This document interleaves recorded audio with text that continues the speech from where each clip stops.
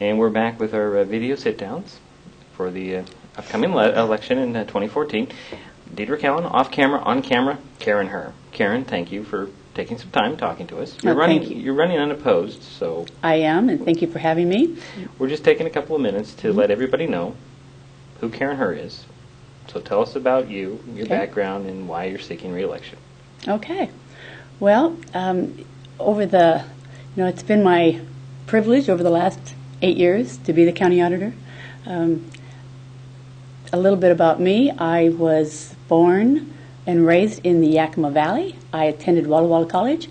I graduated at Loma Linda University. Prior to moving to Shelton in 1991, my husband and I lived all over the world when we were in the military. We now live at Mason Lake, in the Mason Lake area.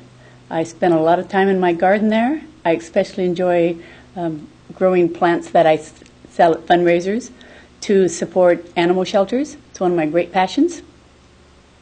I'm running for re-election because I thoroughly enjoy what I do. I think I'm good at what I do, and I'd like to use my experience, my knowledge, and my energy to serve another 4 years. It's over the years, I have been very fortunate to build my office around a superbly competent and caring staff.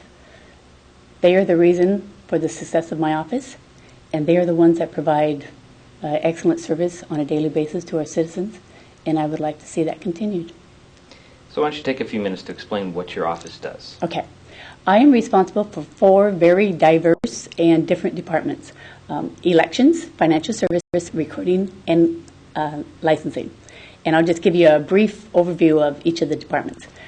Licensing, we contract with the state Department of Licensing to provide vehicle and vessel services for the citizens of Mason County.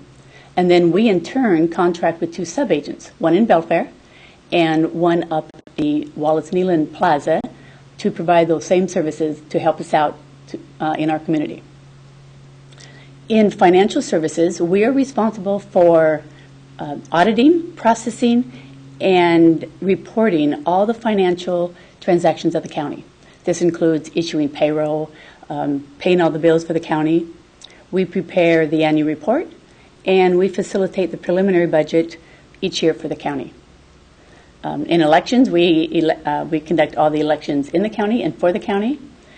It's probably the department that takes the bulk of my energy, the one that turns my hair gray and keeps me up at night. It can be very intense at times. And in recording, we record all public documents, all real estate documents, plat maps, survey maps. We scan them, we index them, and then we make them available on the website for the public. Many times I think recording always take the back seat of my other 3 departments. However, it's probably one of the most vital services and vital functions of county government. Every time we record a document, that's our history. Now, it's just preserving the history in Mason County for years to come. And from this department, we also issue marriage licenses. It's one of the most, probably our favorite duty that we have, because it's such a happy occasion and we get to share in that. So while in office, what improvements have been made to better serve the county? A lot. We are constantly looking for ways to improve the services that we're able to provide. I'll just give you a few examples. Recently, we implemented to a new financial system for the county. This was 2 long, painful years preparing for this big change. We went live with it on January the 1st. It basically turned all our processes and financial services upside down, but it's definitely been worth it.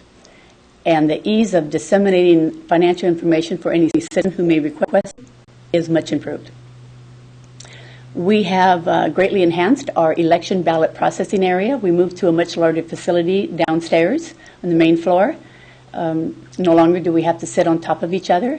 It gives us ample space to effectively process, scan, and count the ballots.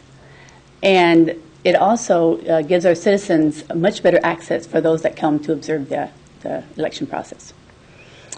We have added the capability of credit cards, using credit cards in licensing and recording departments. And just last month, we added quick title service. If somebody needs an immediate title, vehicle title, they can come into our office, pay an additional fee. If they have the necessary paperwork, they can walk out with their title without waiting, 2, 3, 4 weeks for their title to be mailed from Olympia. So the process takes much longer for us, but it is increases revenue for the county, and it's only an option for those that want it. Another thing that we have been working and putting a lot of energy into is improving the accessibility of elections for those with disabilities, for those who are homeless, and for the military. And we have we're adding new software that will enhance the delivery of the ballots to the military men and women and their families. And I'm hopeful that it will be up and running by the general election. So what are the limitations in your office? Well, without a doubt, my budget. It depends on my budget and what I can accomplish and the services that I can offer. When I took office, I had 16 employees, and I now have 13, and our county continues to grow. I would like nothing better than to offer more voter outreach and voter education in our community and in our schools.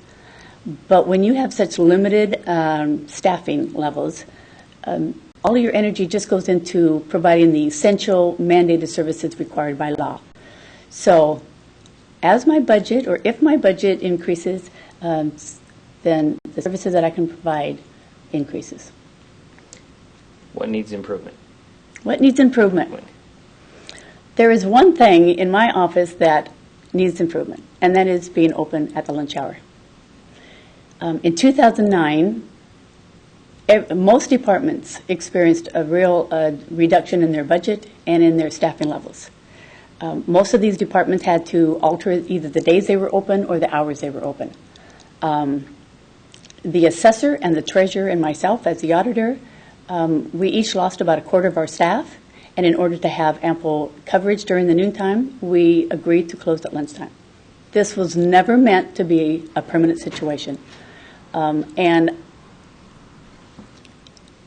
5 years later, I just never dreamed 5 years later we'd be in the same situation. None of our positions have been restored, and I think it's time that it's gone on long enough. I know it's a big disadvantage. I talk to the citizens every day when we open that door for lunch. That's been waiting half an hour, 45 minutes for us to open. They deserve better. So I will look for and try to find the resources to be able to open for lunch. That will be my priority for the 2015 budget cycle. It just happens that this coming Monday, we have a briefing with the Board of County Commissioners on this topic, and I really hope that it's the first step for some positive outcome. Is there anything new on the horizon that will impact how you operate your office? That you know of? I mean, let's put it that way. Well, nothing significant except for those things that I've already shared. Nothing major. We have gone through such a lot of changes in the last 2 or 3 years. We will continue to improve our process and improve our services, but I have nothing in the immediate future. However, legislation is passed every year that impacts our office. This year, recording fees were changed, depending on what kind of document was, what the price would be, what the fee was. And this year, they changed, there's a fee increase for licensing. It will take effect January the 1st of this next year. The fees increase only in the auditor's office. It will be an additional $5 when you renew your tabs and an additional $12 for a transfer of title.